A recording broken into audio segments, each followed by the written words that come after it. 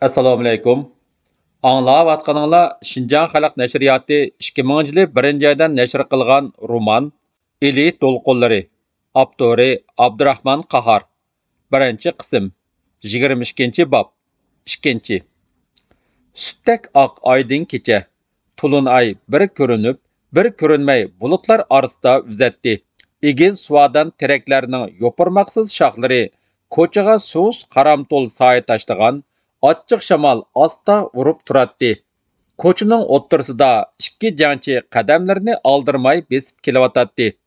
Ularning birining ovozining zilliqidan quloqchisining keyindan turilgan chichi ko'rinib turganligidan, "Ha, bu qiz ekan-ku" demasa, sirtdan qaragan kishi qaysisining o'g'il, qaysisining qizligini farq etolmaydi. Har ikkisining uchida uzun oq juva, beshida oq quloqcha, putida bo'z piyma bor edi. Ular bir sapda jang qilayotganiga 3 oy bo'lgan bo'lsa-mu, lekin ko'chada ikkisining mushundaq yolg'iz mingishi, uning ustiga kechida yonma-yon mingishi birinchi qitim. Ular ikkisi qizning uyiga billa berishdi, billa yenishdi. Shu topda qiz mushu musofining yiroq bo'lishini, yigitning texmo asta mingishini istaydi. Piyodalar uchun xilala uzun bo'lgan bu yo'l ularga nihoyatda qisqa bilinmoqda edi. Qiz yigitning bilikiga qo'lini o'tkazib olgan. U o'zini cheksiz baxtlik va xushal sezdi. Shunga u ishonchlik echilib ketgan edi. Shundoq qilib Rayhon, jangga yana birga mangdigan bo'ldik-da, dedi yigit Rayhonga sal ingishib turib. Ching ekansiz jumo, tas qalatdingiz qilib qag'ili. Amdi sinoqdan o'tdingiz. Nadam Rayhonga kulib qaradi. Qiz hayronlikda qolgan ko'zlari bilan Nadamga yiqimliqqina tikildi. Siniqingizdan amdi aran o'tibdi-menda, dedi qiz ko'zlarini texmu xumalashtirib. Nadam burun qizning o'ynab turgan ko'zlaridan nurg'un ma'nolarni tushungan. Biroq Ahtambayga bo'lgan o'chmanligi uni qizdan qochirib kelgan edi.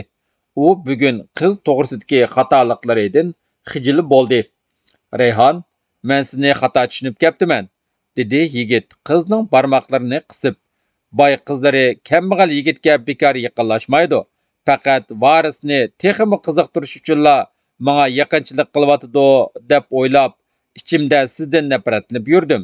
Meni kechiring. Men sizga ishondim. Siz bilan baxtsiz bo'lmayman. Har qancha bo'lsam-mo oltin xajlab, tezak setib olgudek ahmoq emasman, dedi qiz Nadamning qovul bilaklariga yo'linib. Men oq ko'ngil bir dehqon yigitini tanlaganimga nihoyatda xushalman. Men mo xatolashmabdiman. Oldimizda texi qaynoq janglar, ilishlar bor, dedi Nadam qizning o'z ko'ksiga qo'ygan beshini silab turib. Go'mindonchilardan aranlab bir necha o'rinni tozaladik. Texi safarimiz uzoq ham mushkul. Kim biladi, qaysimizning o'liki qayerlarda qoladi. Biroq hayotdan umidimiz zo'r. Shu topdi men. Nadam shundoq dedi-da, qizning yuziga yuzini yoqdi. Qiz qochirmadi, faqat tartindi, qo'rindi. Ular xuddi yurki to'xtab qolgandek, xuddi yolg'iz odamdek jimjit uzoq turishdi. Bulutlar orasidan to'lin ay chiqqanda ular uningdan izo tortgandek bir-birini qo'yib Qiz Nadamni qo'ltiqlab oldi. Ular safarini davomlashtirdi. Xili yergacha so'zsiz mingishdi. Shundoq Rayhon, dedi Nadam asta ketib berib, safarlarimizmi tugaydi, go'mindangmi tugaydi, lekin kurash tugamaydi. Bizni bo'zaq qilgan odamlar bilan bo'ladigan ko'rishimiz texi bor. Kim jinoyatchi bo'lsa, dedi Rayhon jiddiy holda, shu o'zining jazosini tortish kerak. Shundoq, texi ishlar nurg'un. Biz dunyoga kelib nima ish qildik? Hech qancha ish qilmadik. Amdila qo'limizga qurol oldik. Tarixga yozsa arzugidek ishlarni amdila boshlayotimiz. Ota-bobolarimiz dunyodan qaqshab o'tgan. Biz-chu jang bilan qon ichida o'tsakmi mayli, ammo avlodlarimiz dunyodan kulib o'tsla bo'ldi emasmi? Men burun bilimlik bo'lsam, inoq oila qursam baxtli bo'laman deb o'ylaydim, dedi qiz hayajonlanib. Lekin qo'limizga qurol olmoqcha baxtlik turmush qurish mumkin emasligini tushunmabdi ekanman. Qarang Nadam, qandoq baxtlikman-a? U Nadamning bilikiga o'tkazib olgan qo'li bilan uning qo'lini ching tutib oldi.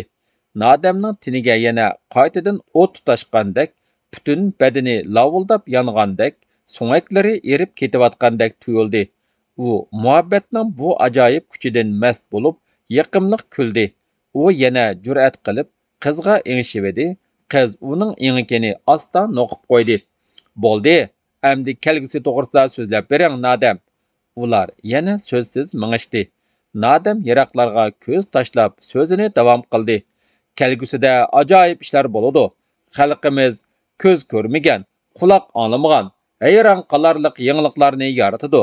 Anvar apandining so'zi yodimda. U biz nihoyatda orqada qoldik. Xalqimiz ozod qilinsa, ozod bo'lgan aqldan kelgusida ajoyib mo'jizalar yaratildi degan edi. Shundoq, dedi Rayhonmo o'ylanib. Biz endi erkin yashaymiz, xohlagan ishimizni qila olamiz. Bizmo uy tutarmiz, bola chaqliq bo'larmiz.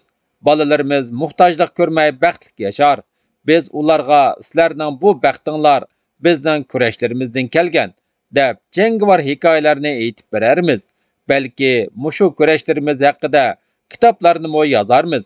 Gomindani taltokus yo'qotsak, qiladigan ishlarimiz texmo ko'payar, dedi Nadam. Qiz xuddi kichik bola erkilgandek uningga yulandi.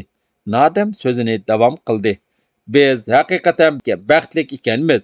Boshqalarga yaxshi kun yaratish uchun jinini atagan odam meningcha eng baxtli odam bo'ladi.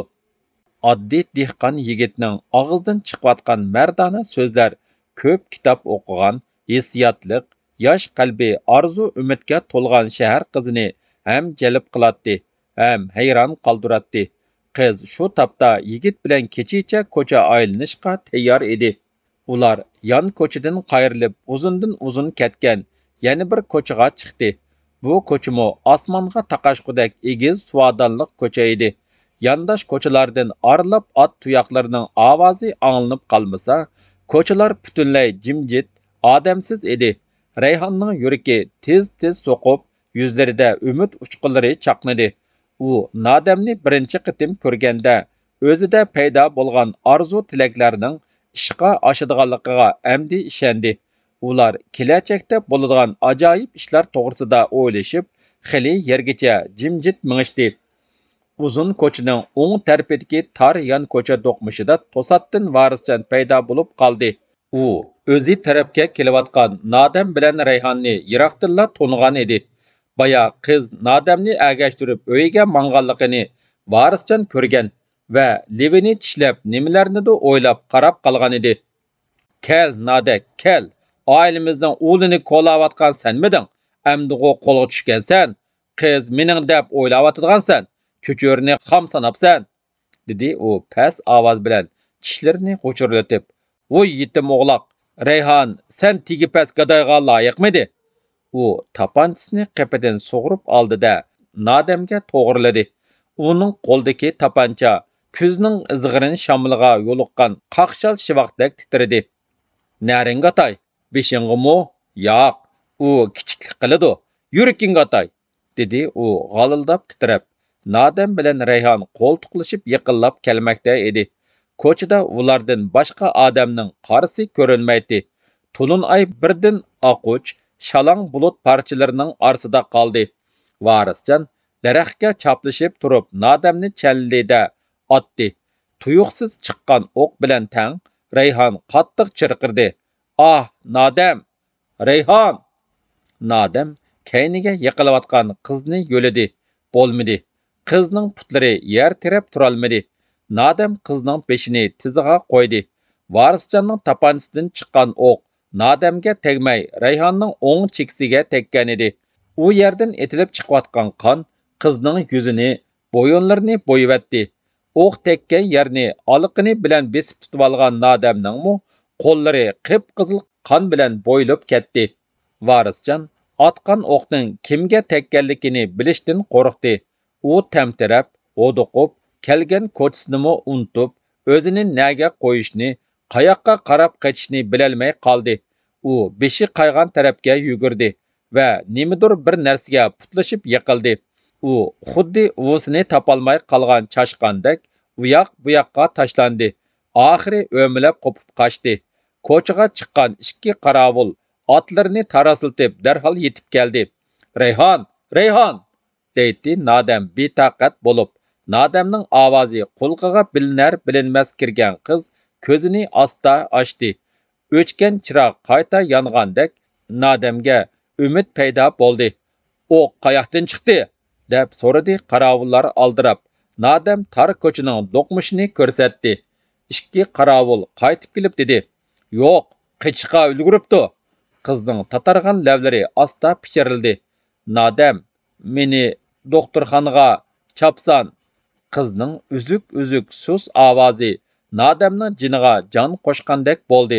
Shu chog'dala u o'ziga kelib, texicha qizning o'ng chekisini olqini bilan ching besib turganligini esiga oldi va bugun tushda Rayhon yuyib bergan qo'lyog'liqini o'q tekkan yerga qo'yib, qarovullar sungan qo'lyog'liq bilan ustidan tangdi.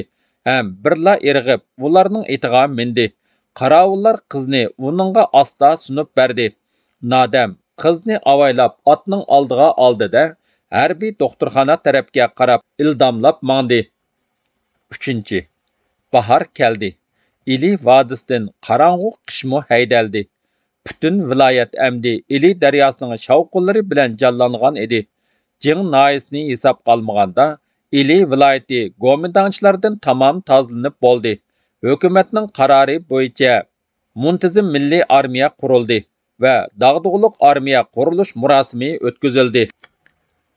Yarışımlıq hərbi forma, ötük, gəlapa shim, gimnastika və ispanka kiygan jangchilar, orden, medallarni taqagan generallar, polkovniklar, mayor, kapitanlar, komissarlar to'liq qurollanib, G'ulja shahrida namoyish qildi. Xalq o'z armiyasi bilan faxrlandi. Xuddi xalq arzusini tushungandek, illiq bahor optipi butun tabiatni jonlantiribdi. Qulun qo'zalar qiyg'itishdi. Iriqlarda suvlar shivirlashdi. Cho'kallar yashirib jalo bo'ldi. Yiroq joylardan uchib kelgan nag'michi qushlar chang'ildab sayrab, yetib kelgan bahorga zo'qi bilan tantana qilishga boshladi. Muntazam tusga kirgan qo'shinlar ko'chaning ikki tarafida turgan kishilar oldidan o'tmoqda edi. Polik, batalyon, rota komandirlari o'z poliklarini, batalyonlarini, rotalarni boshlab e'tiqsiz xushalliq va mag'rurlik bilan o'zlarini tabriklab, tantana qilishayotgan ota-onalari, aka-ukalari, ada singillari oldidan hayvat bilan o'tmoqda edi. Kishilar o'z qo'shinlarining shunchalik zo'rayganligini, shunchalik mard-mardonaligini ko'rib, xuddi beshi osmonga yetgudek xushal bo'lishib, iftixorlanib, mag'rurlanib ketishdi. Bu kishilar o'z tarixida shunchalik muntazam kuchga, g'ayratga, jasoratga, qudratga ega bo'lgan qo'shinlarni texi ko'rmagan edi. Bu qo'shin qudratlik jasoratni namoyon qilib, g'olib naqshlarni jaranglatib, kishilar to'pi oldidan o'tmoqda edi. Ol qo'lingga qizil tug'ni, berma dushmanga hech uni. Dushman so'zsa bizga qo'lini, yanjib tashlaymiz biz uni. Bu qo'shinning o'z ustiga olgan amdiki vazifasimi intayin ig'ir, lekin muqaddas. Oliy bosh qo'mondon general-leytenant Isoqbek hukumat farmonlariga asosan bu qo'shinning yurish qilish buyrug'ini jakarladi.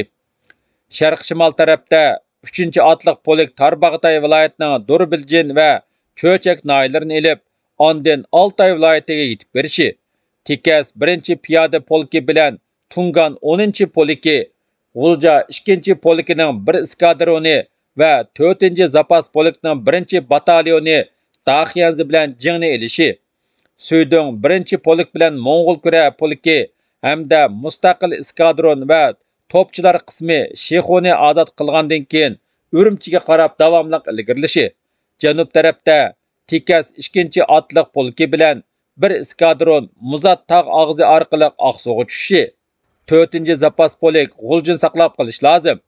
Joy-joylardagi xalqlar bu qo'shinning muborak qadamiga taqozo bo'lib turmoqda edi. To'liq qurollangan 15 ming kishilik muntazam qo'shin nishonlangan har qaysi joylarga, Go'mindonning tapini ostidagi yerlarga qarab, haybatlik harbiy yurishga otlandi. tağ dalani titretip, kuchlik naqsha yangridi.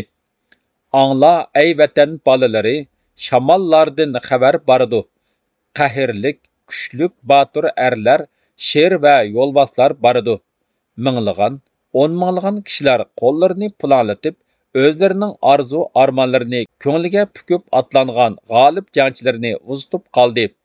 Xayr, sizlarga aql bo'lsin. Xayr, sizlarga g'alaba yor bo'lsin.